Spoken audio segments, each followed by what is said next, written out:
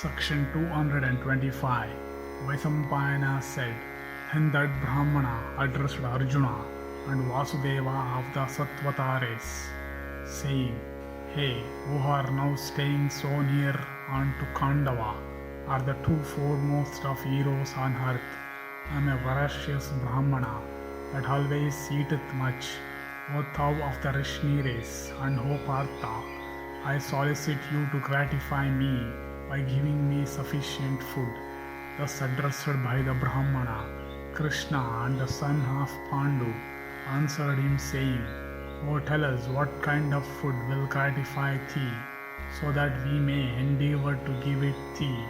The illustrious Brahmana thus replied to, said unto those heroes who were inquiring after the kind of food he sought, I do not desire to eat ordinary food.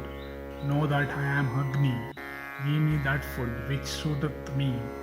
This forest of Khandava is always protected by Indra, and as it is protected by the illustrious one, I always fail to consume it. In that forest dwelt with his followers and family a Naga called Takshaka, who is the friend of Indra.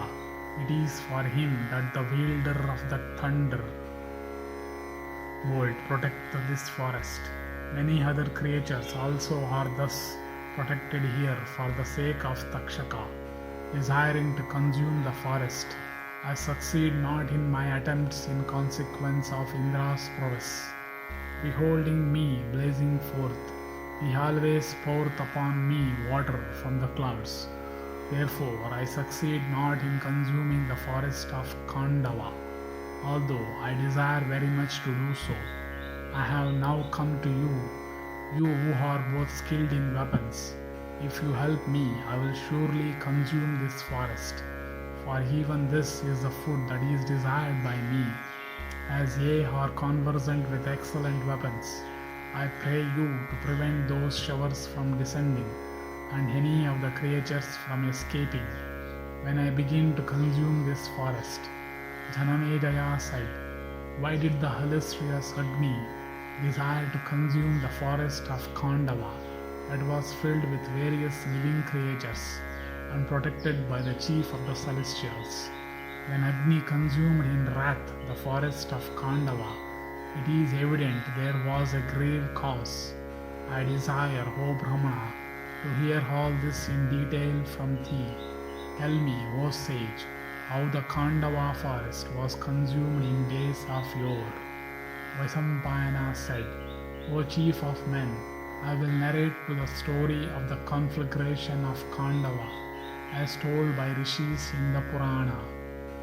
It had been heard, O king, in the Purana that there was a celebrated king of the name of Shvetaki, who was endued with strength and prowess, and who was equal unto Indra himself.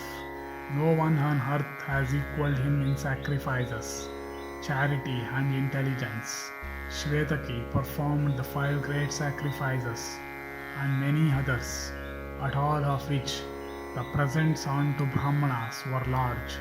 The heart of that monarch, O king, was always set upon sacrifices, religious rites and gifts of all kinds. And King Shvetaki of great intelligence, assisted by his Ritvijas, performed sacrifices for many long years, till those sacrificial priests with eyes, afflicted by the continued smoke and becoming very weak, left that monarch, wishing never more to assist at his sacrifices. The king, however, repeatedly asked those Ritvijas to come to him, but they came not to his sacrifice, in consequence of the painful state of their eyes. The king therefore invited at the command of his own Ritvijas others like unto them, and completed the sacrifice that he had begun. After some days had elapsed, King Shvetaki desired to perform another sacrifice, which should extend for 100 years, but the illustrious monarch obtained not any priest to assist him in it. The celebrated king, then with his friends and relatives, casting all sloth, repeatedly courted his priest with great persistence, by bowing down unto them, by conciliatory speeches, and by gifts of wealth. All of them, however, refused to accomplish the purpose which the king of immeasurable energy had in view. Then that royal sage, getting angry, addressed those Brahmanas sitting in their asylums and said, "If, ye Brahmanas, I were a fallen person, or if I were wanting in homage and service to you, I should then deserve to be abandoned without scruple by you and by other Brahmanas at the same time. But as I am neither degraded nor wanting in homage to you, it behoveth you not to obstruct the performance by me of my sacrifice, or to abandon me thus, a foremost of Brahmanas, without adequate reason. I seek, ye Brahmanas, your protection. It behoveth you to be propitious unto me. But, ye foremost of Brahmanas, if you abandon me from enmity alone, or any improper motive, I shall go on to other priests for their assistance in this sacrifice of mine, and conciliating them by sweet words and gifts, I shall represent unto them the business I have on hand, so that they may accomplish it." Having said this, the monarch became silent, and O chastiser of foes, when those priests, well knowing that they could not assist at the king's sacrifice, they pretended to be angry, and addressing that best of monarchs said, "O best of kings, thy sacrifices are incessant.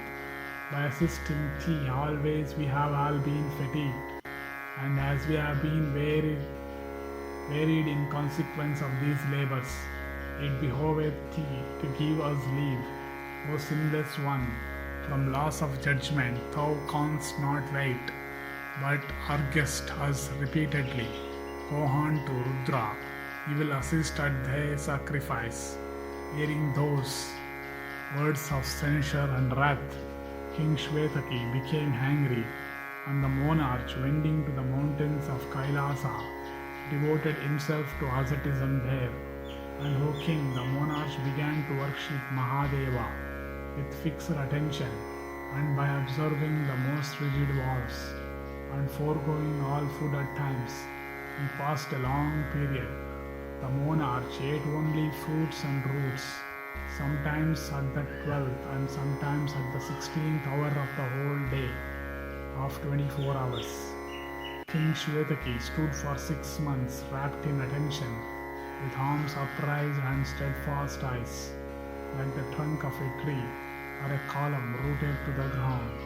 And O Bharata, Sankara, at last gratified with that tiger among kings, who was undergoing such hard penances, showed himself unto him, and the gods spake unto the monarch in a calm and grave tone, saying, O tiger among kings, O chastiser of foes, I have been gratified with thee for thy asceticism.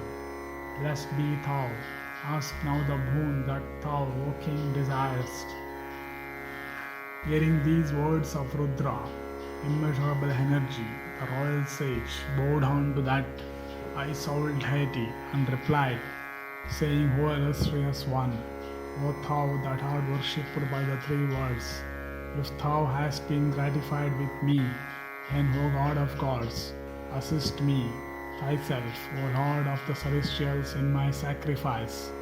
Hearing these words spoken by the monarch, the illustrious God was gratified, and smilingly said, O do not ourselves assist at sacrifices, but as thou, O king, hast undergone severe penances, desirous of obtaining a boon, I will, O chastiser of foes, assist at thy sacrifice.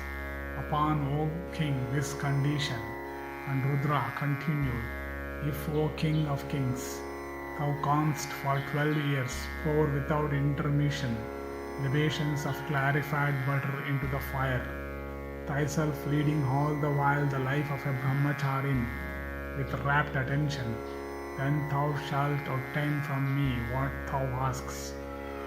King Svetaki, thus addressed by Rudra, did all that he was directed to do by the wielder of the trident, and after 12 years had elapsed, he again came on to Maheshwara and Sankara, the creator of the worlds. Upon seeing Shvetaki, that excellent monarch immediately said in great gratification, I have been gratified by thee of best of kings, by this thy own act. But O chastiser of foes, the duty of assisting at sacrifices properly belonged to Brahmanas. Therefore, O oppressor of foes, I will not myself assist at thy sacrifice today. There is on earth an exalted Brahmana, who is even a portion of my own self. He is known by the name of Durvasa. Even that Brahmana, endued with great energy, will assist you in thy sacrifice. Let therefore every preparation be made. Hearing these words uttered by Rudra, the king, returning to his own capital, began to collect all that was necessary. After everything had been collected, the monarch again presented himself before Rudra and said, Every necessary article hath been collected, and all my preparations are complete. Through thou grace, O God of gods, let me therefore be installed at the sacrifice tomorrow. Having heard these words of that illustrious king, Rudra summoned Durvasa before him and said, This, O Durvasa, is that best of monarchs called Svetaki. At my command, O best of Brahmanas, assist even this king in his sacrifice. And the Rishi Durvasa said unto Rudra, So be it. Then the sacrifice for which King Shvetaki had made those preparations took place, and the illustrious monarch's sacrifice was performed according to the ordinance and in proper season, and the gifts on that occasion unto the Brahmanas were large. And after that monarch's sacrifice had come to an end, all the other priests who had come to assist it went away with Durvasa's leave. All other Sadasyas also of immeasurable energy who had been installed at that sacrifice then went away. That exalted monarch then entered his own palace, worshipped by exalted Brahmanas, conversant with the Vedas, eulogized by chanters of panegyrical hymns and congratulated by the citizens. Such was the history of that best of monarchs, the royal sage Svetaki, who, when the time came, ascended to heaven, having won great renown on earth, and accompanied by the Ritvijas and the Sadasyas that had helped him in life. Vaisampayana continued. At that sacrifice of Svetaki, Agni had drunk clarified butter for 12 years.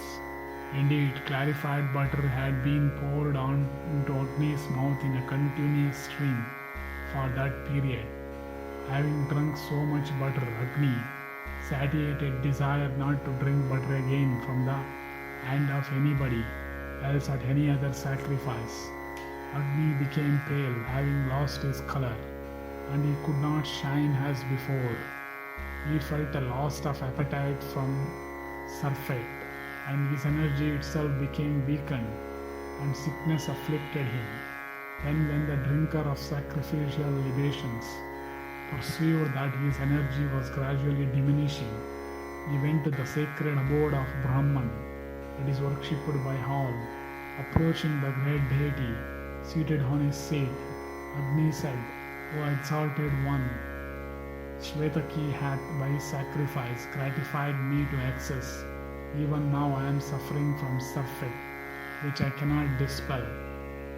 O Lord of the universe, I am being reduced both in splendor and strength. I desire to regain through thy grace my own permanent nature. Hearing these words from Mutavaha, the illustrious creator of all things, smilingly replied unto him, saying, O exalted one, thou hast eaten for 12 years a continuous stream of sacrificial butter poured into thy mouth. It is for this that illness hath seized thee. But O Agni, grieve not for it. Thou shalt soon regain thy own nature. I shall dispel this surfeit of time, the time for it is even come. O Vivavasu, the dreadful forest Khandava, that abode of the enemies of the gods, which thou hadst of old once consumed to ashes at the request of the gods, hath now become the home of numerous creatures. When thou wilt have eaten the fat of those creatures, thou shalt regain thy own nature.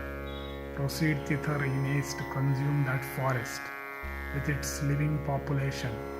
Thou wilt then be cured of thy malady.